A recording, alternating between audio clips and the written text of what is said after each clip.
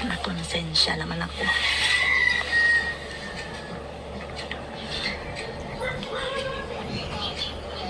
Yun lang ako kasi magsusundo ako kay Andoy.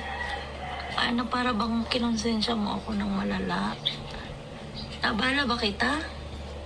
Ha? Naistorbo ko ba ang tulog mo? Parang antok na antok ka pa. Humiga ka muna dyan. Magsusundo lang ako kay Andoy. Sorry naman. Wawa naman. Tulog ka ulit. Tulog ka. Tulog ka na ulit.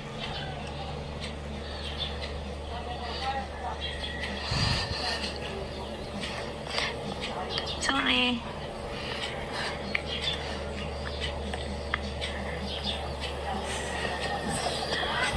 Nakonsensya naman ako.